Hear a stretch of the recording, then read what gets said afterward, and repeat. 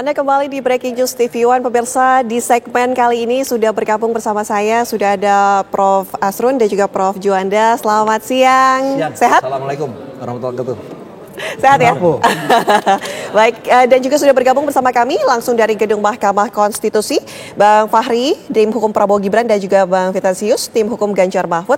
Langsung saja pertama kita mau menyapa dulu Bang Fahri dan Bang Vitansius. Ya, halo. Selamat siang. Selamat siang, Mbak. Oke. Pertama ke Bang Vitansius. Bang Vitansius, melihat 03 hari ini dengan saksi dari dan juga ahli dari KPU dan Bawaslu. Ini tentu masih ditekankan mengenai sirekap, kisru sirekap. Seperti apa yang Anda harapkan?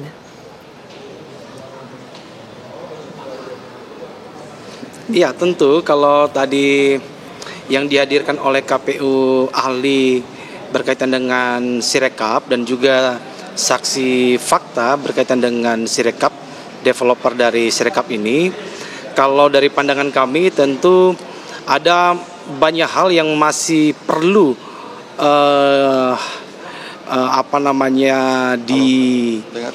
didapatkan ya, berupa kepastian, karena tadi kami juga sudah menyampaikan kepada Majelis Hakim Mahkamah Konstitusi, karena memang ada perbedaan mendasar berkaitan dengan pendapat ahli yang kami hadirkan dan juga saksi fakta yang kami hadirkan sebagai praktisi IT.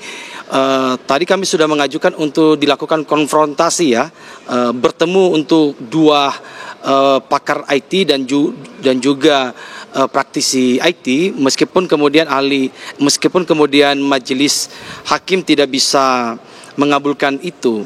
Itu kenapa kami meminta itu, karena memang kami melihat bahwa apa yang disampaikan oleh ahli KPU tidak menjawab persoalan yang menjadi perdebatan lama terhadap sirekap ini. Kami juga menyampaikan ya bahwa sewaktu sebelum pencoblosan saja kami sudah menyoroti persoalan sirekap ini.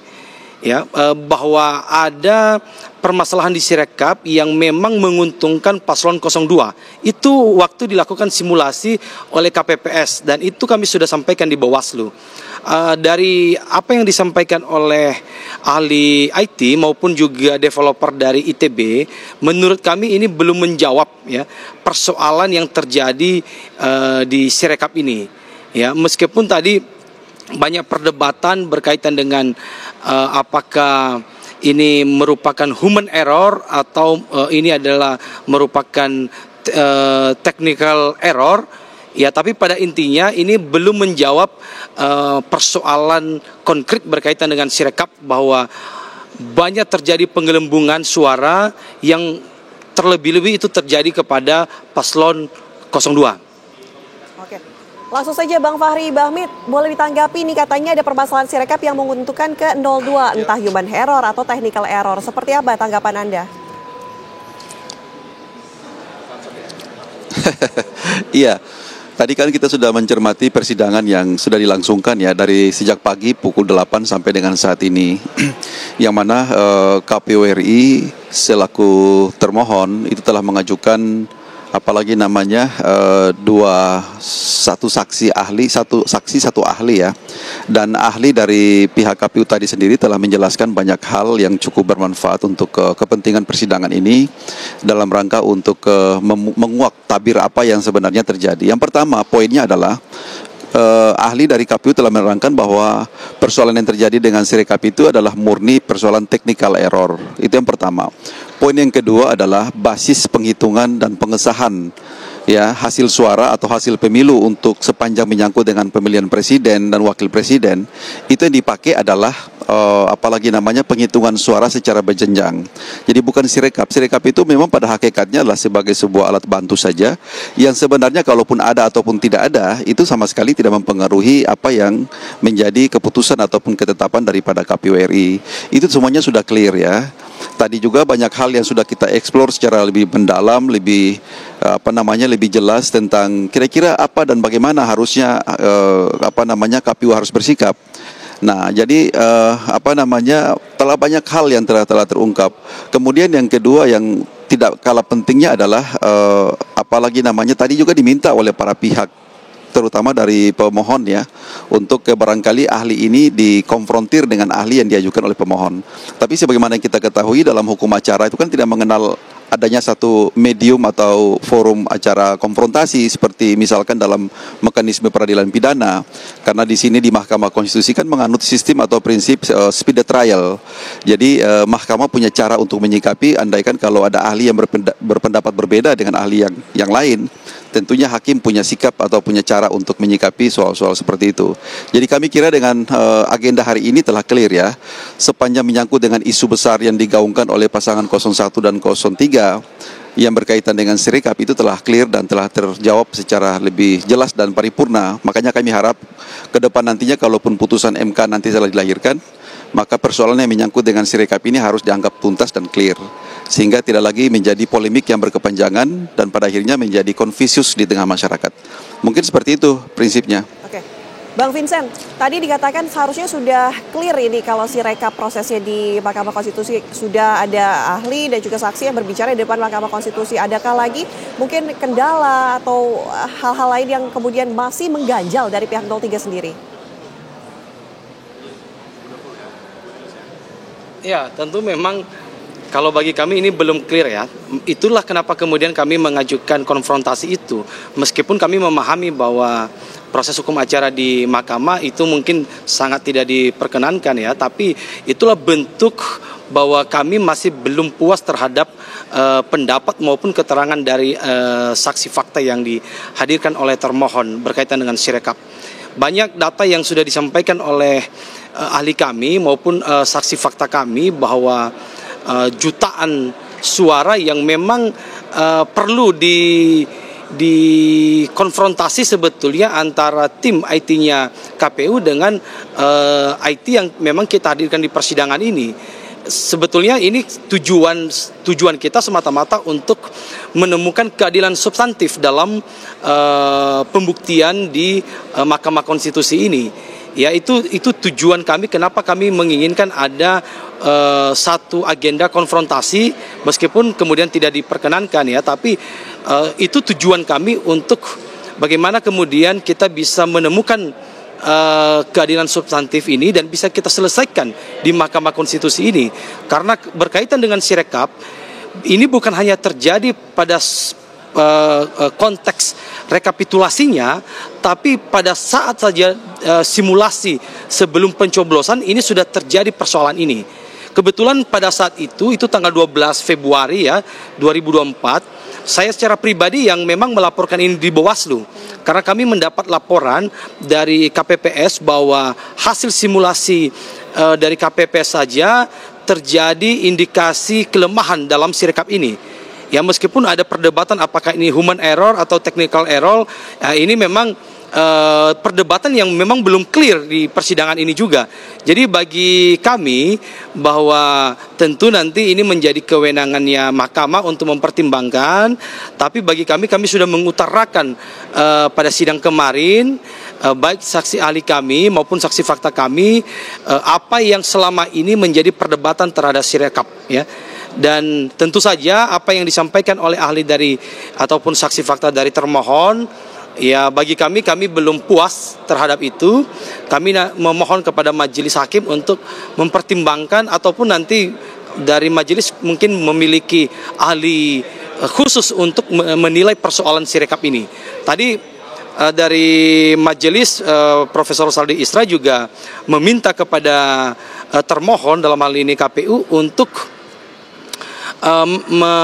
membawa bukti-bukti berkaitan dengan keberatan mulai dari tahap rekapitulasi di kecamatan, kabupaten, provinsi maupun sampai di nasional untuk nanti bisa dilihat perbedaan dan kesamaan data dalam Sirekap tersebut. Oke. Itu kira-kira. Oke. Bu Fahri, kalau dari kubu 02 sendiri melihat akurasi data penghitungan suara pemilu di Sirekap khususnya ini seperti apa? Adakah juga kecurangan yang dirasakan atau mungkin malah dirasa ada penggelembungan suara atau seperti apa? Gini, saya mendasarkan pada apa yang dikemukakan oleh expert, oleh ahli tadi ya. saya sendiri sebagai kuasa hukum dari tim Prabowo Gibran yang mengajukan pertanyaan tadi kepada ahli. Pertanyaan saya begini kira-kira kepada ahli. Saudara ahli, coba Anda jelaskan, Anda terangkan tentang misalnya kemungkinan nggak bahwa Sirekap ini bisa jadi alat pemandu untuk terjadinya fraud election.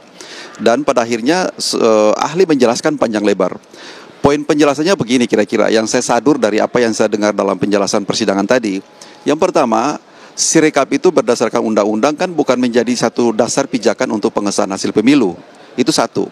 Yang kedua, kalaupun dari sisi technicality begini, kenapa sampai terjadi persoalan Sirekap yang tidak berkesudahan? Karena yang pertama, Sirekap itu menggunakan alat pemindai atau alat foto dengan handphone yang tentunya setiap handphone itu kan tidak punya standar yang spek yang sama di seluruh Indonesia.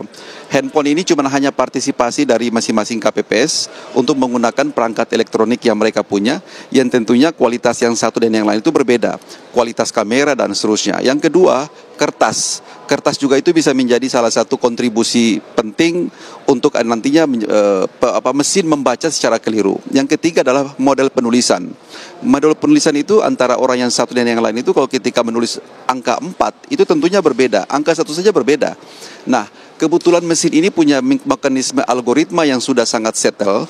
Jadi model pembacanya itu bisa keliru dari medium yang dipakai. Medium dipakai ini yang pertama tulisan, kedua kamera, yang ketiga adalah medium kertas dan seterusnya.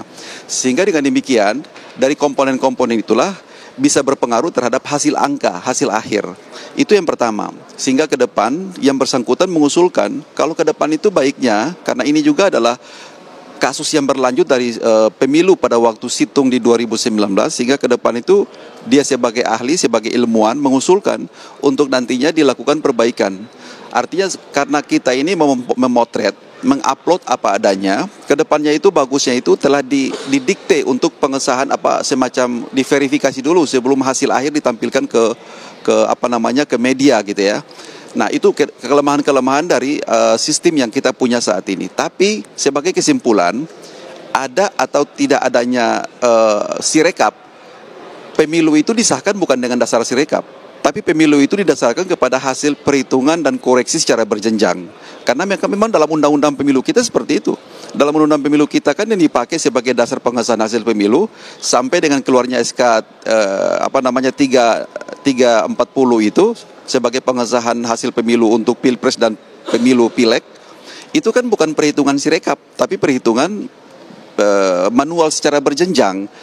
Nah, sebagai kesimpulan hukum, ada atau tidak adanya Sirekap itu tidak berpengaruh terhadap legitimasi pemilu. Nah, kalau seperti itu makanya tadi Hotman Paris pertanyakan dalam persidangan itu, kalau begini apa yang kita perdebatkan dalam persidangan ini? Tapi karena itu telah muncul sebagai dalil, mahkamah berkepentingan untuk membuat clear dan terang persoalan itu. Jadi itu aja sebenarnya. Jadi kami ketawa-ketawa aja, diam-diam saja, tidak terlalu mau repot untuk menanggapi dalil yang seperti itu. Tapi itu hak konstitusional daripada pemohon untuk mendalilkan. Demikian seperti itu, Mbak. Terima kasih Bang Fahri Bamit, tim hukum Prabowo Gibran, dan juga Bang Vincentius Medrova, tim hukum dari Ganjar Mahfud. Selamat siang, selamat bekerja kembali. Selamat siang. Ya, Selamat tadi kalau siang. kita sama-sama saksikan, Prof. Juanda, Prof. Asrun, ini kan artinya Sirekap ini dianggap bertanggung jawab dalam akurasi data penghitungan suara pemilu. Tapi katanya pemilu ini tidak didasarkan pada Sirekap, tapi penghitungan berjenjang begitu. Nanti kita akan bahas ya, usai jeda karena kami harus jeda terlebih dahulu, pemirsa. Sesaat lagi di Breaking News TV One.